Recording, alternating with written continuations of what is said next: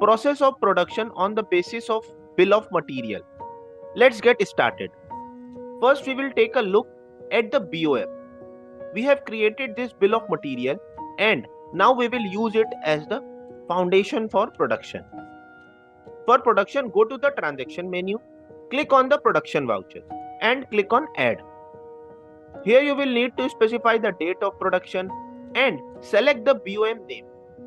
Please remember that when you created the BOM, initially you specified its name. Now choose that name.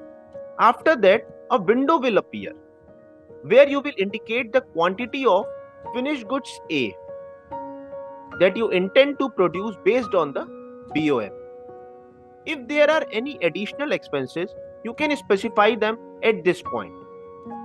Then click OK. Upon clicking OK, the system will automatically generate and fill in the item consumed and item generated, as we demonstrated in the BOM creation process. The calculation is done based on the 20 unit quantity of raw materials, as shown on the screen. Alright, here we have a question. Where is the price coming from and why is it displayed in the both consumed and generated section? So the reason this price is appearing here is that we have added the purchase of the raw material item and it's showing based on the stock valuation method used to calculate the price. Through the production voucher, the costing for finished goods A will also be calculated. After that, you can save the voucher. In addition to this, you have the option to modify and list.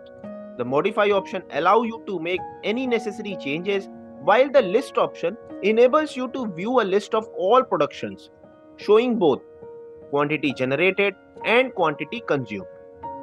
That's how you add a production voucher in Busy based on the bill of material. For more such videos, please subscribe to our YouTube channel.